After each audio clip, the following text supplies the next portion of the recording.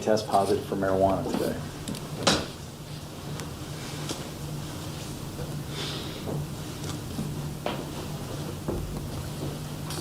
Mr. Foster, how old are you? I'm 20, sir. How far did you go through school? I graduated high school.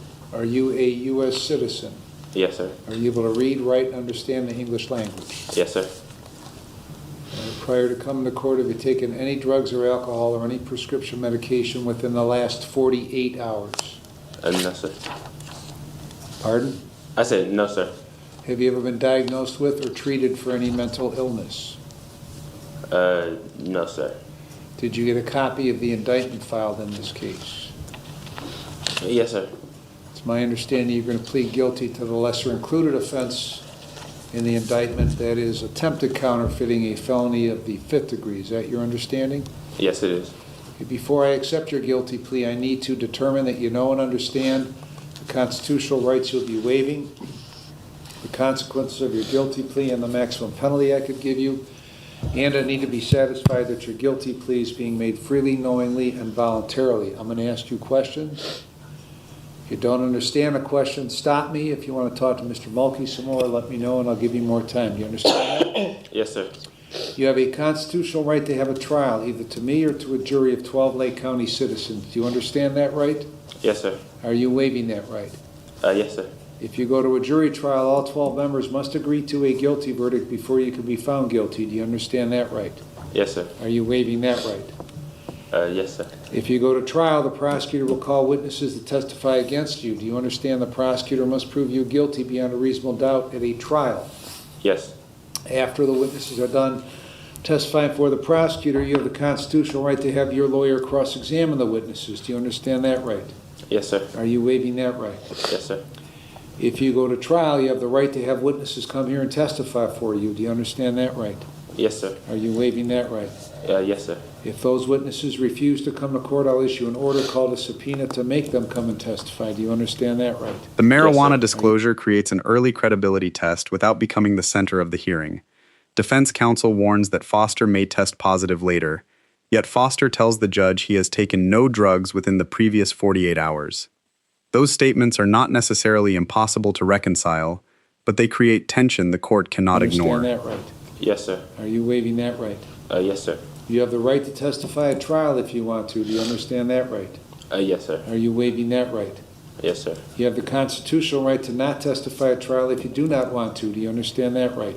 Yes, sir. Are you waiving that right? Yes, sir. If you decide not to testify at trial, nobody is permitted to comment on that decision. Do you understand that? Yes, sir. If you go to trial and you're found guilty, you have the right to appeal the guilty finding. Do you understand that right? Yes, sir. Are you waiving that right? Yes, sir. If you file an appeal, you have the constitutional right to have a lawyer represent you in that appeal. Do you understand that right? Yes, sir. Are you waiving that right? Yes, sir. If you could not afford to hire a lawyer, one would be provided at no cost to you. Do you understand that? Yes, sir. If you file an appeal, you're entitled to be given a transcript of all the hearings in this case. Do you understand that right? Yes, sir. Are you waiving that right? Yes, sir. If you could not afford to copy those transcripts, they'd be given to you at no cost. Do you understand that? Yes, sir. If you plead guilty today, you will not have the right to appeal the guilty finding. Do you understand that? Yes, sir. Do you have any questions about any of these rights? No, sir. Do you still want to plead guilty to this charge? Yes, sir. You understand by pleading guilty, you're fully admitting your guilt to the charge. Yes, I do. You understand by pleading guilty to this felony, you're voluntarily giving up your freedom for whatever period of time I could sentence you to prison, to jail, or to community control. Yes, I understand. The attempted counterfeiting is a felony of the 5th degree. It carries a 12-month maximum prison sentence and a $2,500 maximum fine. Do you understand that? Yes, sir. Are you presently on post-release control to the parole authority?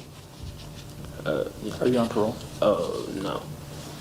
Do you understand that if a prison term is imposed in this case, you might have to serve a period of post-release control for up to 2 years under the parole authority?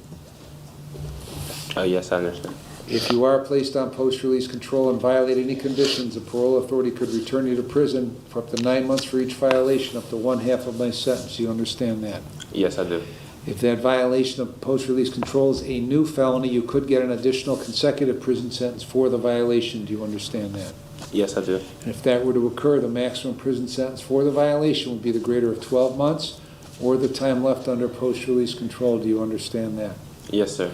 Do you understand that if a prison term is imposed, you are eligible for judicial release? Yes, sir. I could place you on community control for up to 5 years, but if you violate any conditions, I could send you to prison for 12 months. Do you understand that?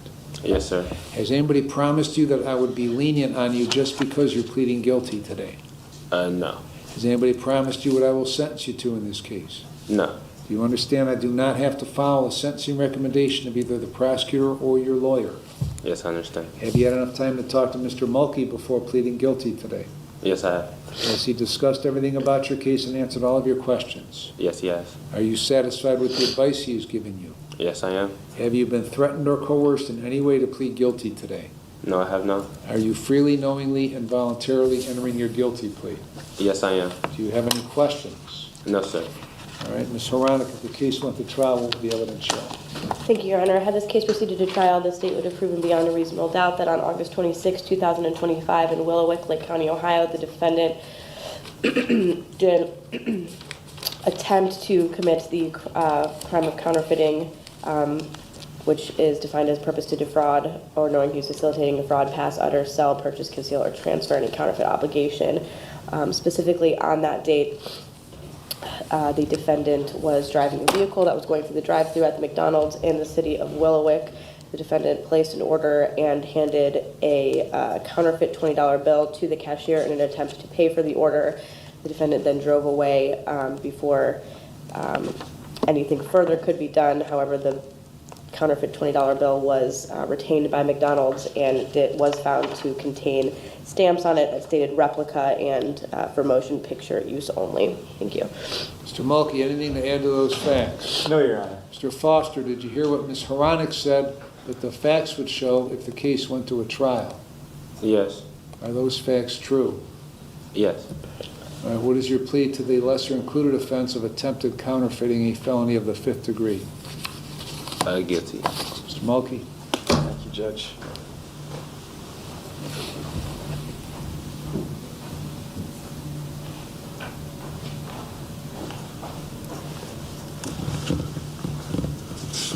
The factual basis exposes why the negotiated reduction was attractive. The alleged conduct involved a counterfeit $20 bill marked as a replica and intended for motion picture use. That marking weakens any attempt to present the bill as professionally deceptive, but it does not erase the prosecution's fraud theory. This is what we went over in the hallway. Go ahead and sign it there. And then you can date it 1/29/26.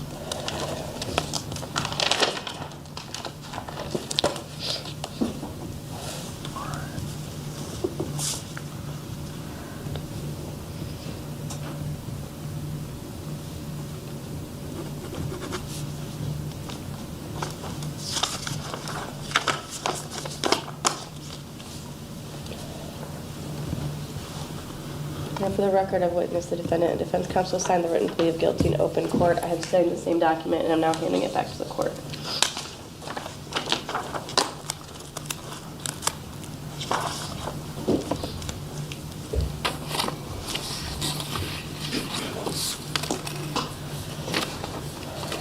Mr. Foster, is this your signature on the written plea of guilty?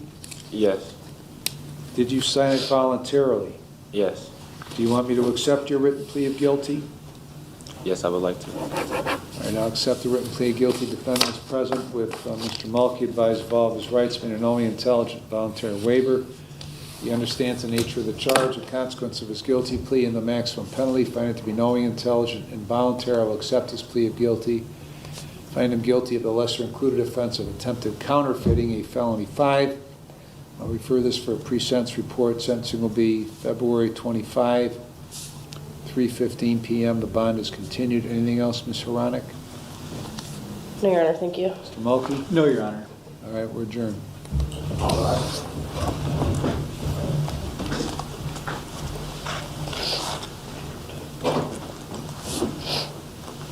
Counselor, I'll send over the paperwork in a second. All right.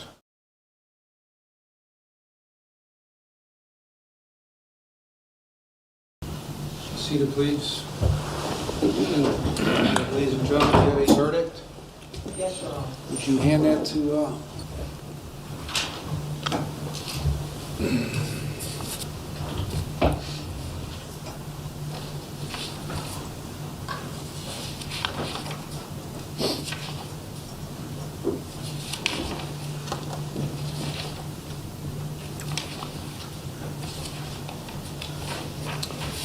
right, in the case caption, State of Ohio versus David L. Post Jr., 25 CR 419, count 1, felonious assault. We, the jury, being duly impaneled and sworn, find the defendant David L. Post Jr. guilty of felonious assault as charged in the indictment. Signed January 29, 2026, signed by all 12 jurors. First, firearm specification to count 1. We, the jury, find that the state did prove beyond a reasonable doubt that the defendant had a firearm on or about his person or under his control while committing the offense of felonious assault. Dated 1/29/2026, signed by all 12 jurors. Second, firearm specification to count 1. We, the jury, find the state did prove beyond a reasonable doubt that the defendant had a firearm on or about his person or under his control while committing the offense and used the firearm to facilitate the commission of the offense. Dated 1/29/26, signed by all 12 jurors. Forfeiture specification to count 1. We, the jury, find the state of Ohio did prove by clear and convincing evidence that the Ruger LCP Max pistol is subject to forfeiture to the state of Ohio. We, the jury, find that the state of Ohio did prove by clear and convincing evidence that the magazine is subject to forfeiture to the state of Ohio. The second case shifts the courtroom from negotiation to final judgment, and the contrast is severe. David L. Post Jr. is not receiving a reduced charge through agreement. A jury has convicted him of 2 counts of felonious assault, and it also found the firearm allegations proven. We, the jury, find the state of Ohio did prove by clear and convincing evidence that the ammunition is subject to forfeiture to the state of Ohio. Dated 1/29/26, signed by all 12 jurors. Count 2, felonious assault. We, the jury, being duly impaneled and sworn, find the defendant David L. Post Jr. guilty of felonious assault as charged in the indictment. Dated 1/29/26, signed by all 12 jurors. First, firearm specification to count 2. We, the jury, find the state did prove beyond a reasonable doubt that the defendant had a firearm on or about his person or under his control while committing the offense of felonious assault. Dated 1/29/26, signed by all 12 jurors. Second, firearm specification to count 2. We, the jury, find the state did prove beyond a reasonable doubt that the defendant had a firearm on or about his person or under his control while committing the offense and used the firearm to facilitate the commission of the offense. Dated 1/29/26, signed by all 12 jurors. Forfeiture specification to count 2. We, the jury, find the state of Ohio did prove by clear and convincing evidence that the Ruger LCP Max pistol is subject to forfeiture to the state of Ohio. We, the jury, find the state of Ohio did prove by clear and convincing evidence that the magazine is subject to forfeiture to the state of Ohio. We, the jury, find the state of Ohio did prove by clear and convincing evidence that the ammunition is subject to forfeiture to the state of Ohio. Dated 1/29/26, signed by all 12 jurors. Does either side wish to have the jury polled? Yes, Your Honor.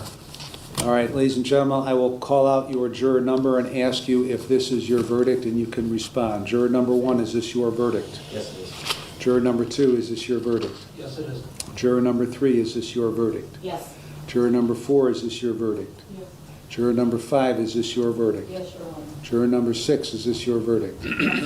Juror number 7, is this your verdict? Yes. Juror number 8, is this your verdict? Yes, it is. Juror number 9, is this your verdict? Yes. Juror number, 8, is that your verdict? 8. 8, 9, okay. On juror number 10, is this your verdict? Yes. Juror number 11, is this your verdict? Yes. And juror number 13, is this your verdict? Yes. All right, thank you very much, ladies and gentlemen. You can excuse yourself to the jury room. I'll be in to talk to you in a little bit. Thank you very much for your All right, service. so jury.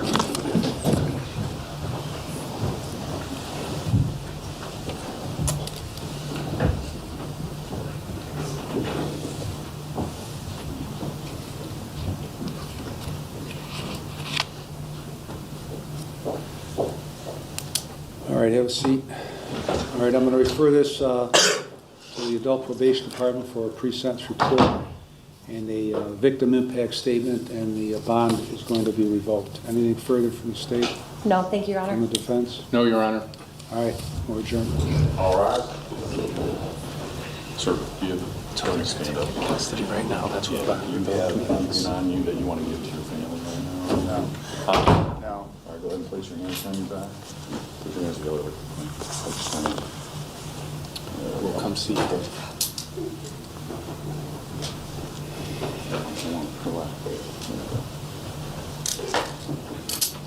Here, man. You okay? No. What's wrong? I feel like passing out right Okay, now. sit down for a second. Sit down for a second. Sit down. Cuff you in the front here, all right? How you feeling now? You feeling all right? Blackout. If you can just give him a second, he's got. Yeah, I will. I will. No problem.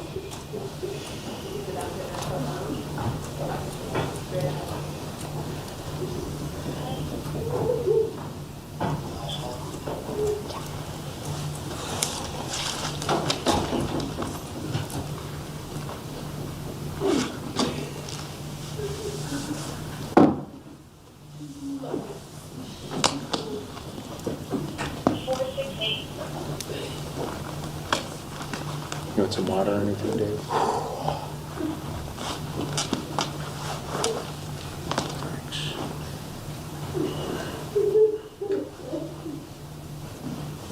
Polling the jury is the defense's final immediate test of whether the written verdict truly reflects each juror's decision.